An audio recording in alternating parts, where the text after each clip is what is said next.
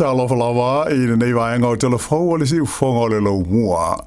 Te le mata upu sa tala noi nei Palemia o New Zealand ma Australia le whai unga le vai aso, a o iai Australia ia tui sinave maulu mto tua Christopher Luxon mo tala noa ngalo ia ma Anthony Albanese.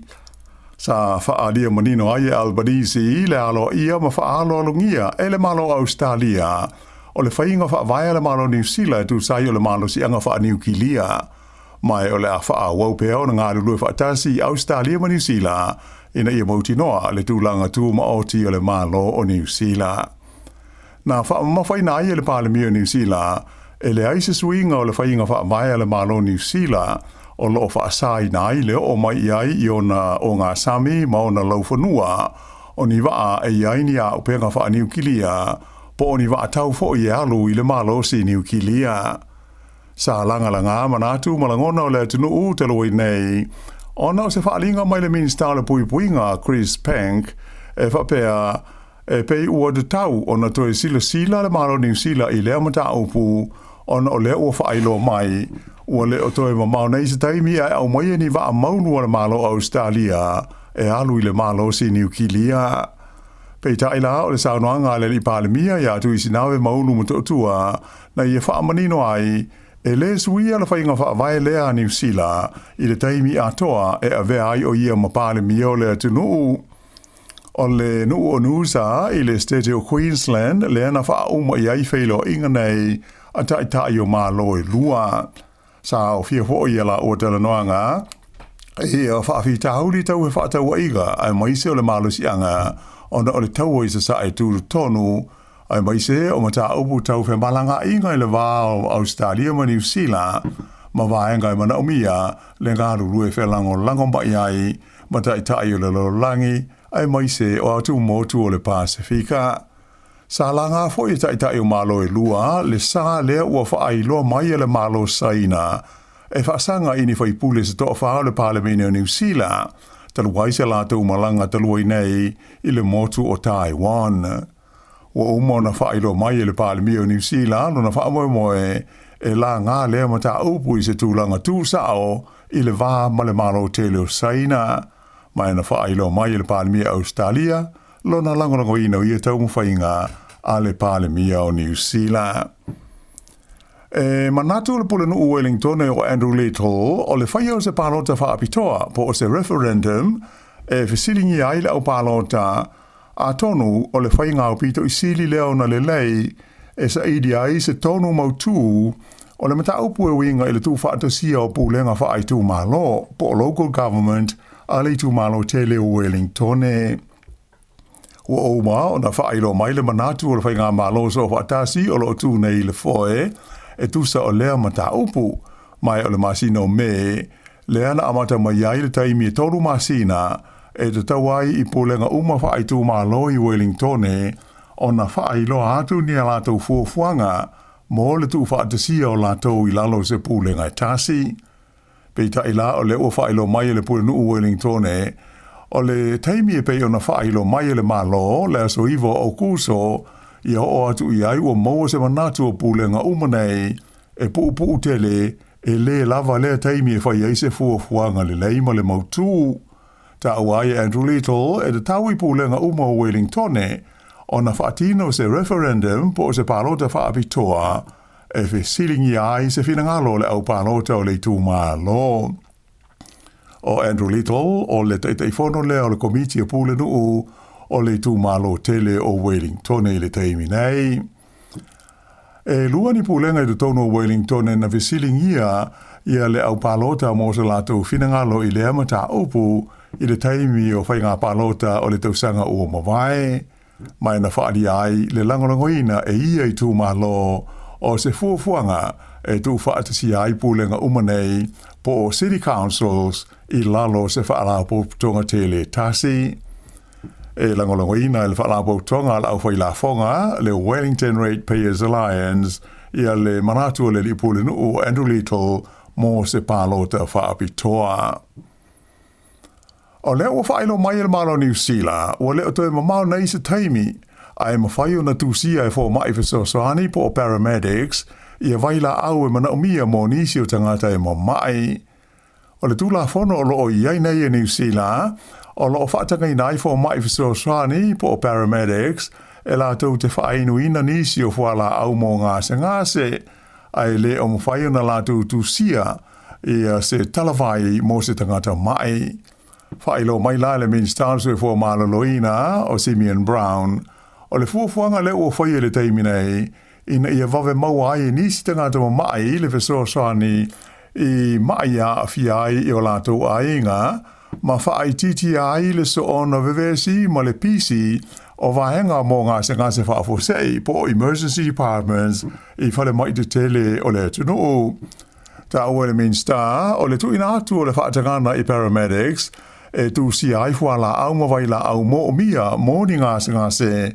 o le atau fiai le whaatali se I o mai lea mai le tonu o le whale mai ai mai se I le emergency department e maua atu ai se talavai mo se whaale tonu a fiai. Na ia ta ua fo o le au ngā tele lea whainga fau mo no uitua mano whaanga e tau mo mau e se mai a ai mataulanga. O le a whaieni por kalame whaale awa onga le matanga aluenga e langolango I nai le nei wha moe mo fiso mo fo mai fiso swani e mawailo la te waka waa I le tūsia leo talavai e tangata mo mai. O le teimi nei, ua amata o na ngā lulue le mta ngā lue ngā le seifua maroloina, e whaatulanga ma whaawasenga I e tu a ingo waila au mawhala au, e ono au fie le malusi anga leo le atu ina atu I paramedics. O lo o tau mawhai malo, si le whaalapo tonga o le New Zealand Blood Service, e sa ili tangata e fia ofo ina atu o lato toto mō ngā luenga matunga whitinga whaafo mai le teimi nei. Whaelo mai e le pule o le whaalapo tonga ia Sam Cliff, na ho atu I le luas fulima afe, la o whainga o tangata sa ofo ina atu o lato toto mō ngā luenga whai e le whaalapo tonga I le tausanga ua mawai. Pei tai ua mai tau ina I le teimi nei le pa ui fo I lalo, o le a whai o tangata o loanga I atu mō lea wha mo moe tā ua. Wha mawhaina e le pule o se tūlanga le lei tele le mawalunga lea na o iai le a whai o tangata na hofo e iatua lātu toto I le tausanga o mawai. Ai o le teimi nei le waia o loo mana o mia pēa I a nisi e tō tele. Ta o hoi Sam Cliff e tu sa male whaafe la whainga o tangata o loo mana o mia lo hoi nātua lātu toto mo au nanga nei wha ale soifua maloloina. O le teimi nei, e iai le tangata e tō tasi e mo o mia I se toto I le tai se fulu valu minute uma I le tonu o New Zealand. Mai ua I loa fo I wha maunga, e tu sa ma le tonu se fulu afe I le tausanga, le au whai o so I fua e lavea ina o no toto nei, o lo ofo I nātu mo lea au onanga, o lo wha afoe e le New Zealand Blood Service. O fua ina fo I le whalabo tonga, o le asitia I le sidi atu I le luas 5% I le tonu o le isi tonu tausanga o lumana inei, le tūlanga mana o mia o ni tōtō mō tunga whitinga, ma mana o ngā tau le soifua maloloina I le tonu o New Zealand. O loo whaawau pēr I le teimi nei, suenga I le mafuaanga, na lavea ai se drain, I na ua soa I se poloka si mai muta I le awalo na fuahafi, I le laina ngā iatu I Johnsonville, I le fiafio le sto nai. O lea whalavelave na tupu pe tuso le luas 4 minute te ai le fitu I le fiafi, I le vaa o stations I le Box Hill ma Kendala. To o lua le pasese na manu nua ti ngā inai, ai to wha na manu nua. Whailo mai le tamaitai ofisa suesu e sinia I le komisi o suesu engo whalavelave e a fiai o walo whela o inga, le TAIC o Louise Cook, o le whalavelave o se whalavelave mātu ia. Mai o lo sa ili pēr le pongai ma le mafuanga, ina ia pui ai le toe tupu mai o se isi whalavelave whape nei le lumanai. Na ia ta ua mai fōi o tangata nā whai nei le whalavelave sa mana o mia o na tonga whitinga whaafo mai, ai o le whaafhi na lavea te le lava se tūlanga whaale tonu I mea ua whaaleanga I nai. O le train lea na tupu ai le whaalavelave o stasio na whaafhi e sidi atu I le se lau la whai I ana whaatau mai e le pulenga o le tūmaro tele o Wellingtone, le Greater Wellington Regional Council, mai le tunu o ko le saute I le tausanga I lua afe mo le fitu. na amata ona whewa ai mala upasese ia no fo afi le tono le lo mua i le tausanga i lua afi se fulu ai o le taimi mua le nei wa afi ai stasi o ia trains i se whaalave lave. E to tele mātua ua le o fia ma ua whai tio i le whaipule le tu malo le Wairarapa i lo na tufa ina le ta mai tia onga o le tu malo o ni ato taalo e iai tu tonu ia ni oloa e wha lawi loa ai le pati le National ta ua i se li poti le wale si wha sa lawa New Zealand le asia tu talua i nei o le li whaipule le nei o Mike Butterick i le tele wa onga i le Wairarapa ma se utau ato e iai tu tonu peni ma api a onga wha peni polo atoa mani pusa mo me ai te maiti po lunch boxes wha pe ai mani lole a fi pe pa iai le ngoa ma le logo a le pati le National wha pe a ma le ngoa o le li whaipule ma numera e mawhai o na wha afisota i atu ai o ia i le mao tau le pāle mene. O se whaani ngalo ia mai le mtanga lue ngawa onga na ta awai o le tūlanga lau tele le waia e mawhai e a onga o na la tūlanga lango ina le awa ina o porokiki po o mata aupu wha au whai o mālo. Ai e le te tau na la tū wha ataka ina le whai o ni whai nga wha atau sina wha porokiki mani wha asana lunga wha atau sina i tu tonu o whale a onga mano toa o a onga uma. Ai na wha adia le li whai pule i a Butterick e le o se wha atau sina po o se wha asana lunga wha la wa i tele lana mata aupu ai o se awala e wha ailoa tu ai numera e mawai o ia i le au palota e awala tu lea i tamaitia onga maola tau a inga. Peita ai to tele matua i le o fia i lea ngai o inga le li whai pule manatu i la tau e le whetaui mai le te tau i se whai pule o na whai ni tau mwhai inga whapea i le tonu o a onga. Mai le Pasifika o so loia ma wha lea o ngai na i se wha amsinonga i le ai o pale i whalani ia morianga uma sa whaia whaasanga i le teitai o le whaapoptonga le Kanaks, le o lo finau mo se malo tuto tasi o New Caledonia. Le whai unga le whaamsinonga i le ngata ina AWSI morianga uma, whaasanga i le teitai le neingo i a Christian Tyne, ai whape fwoi na solo iai, ma morianga uma na whaia whaasanga i isi sui e tos fultolu o le Kanaks i New Caledonia. O i lato umanei na whaia iei morianga i leo, ona o le vevesi ma solo te ia na tutupu i le tono o New Caledonia i le masino me i le tausanga i lua awhi lua se fulu wha.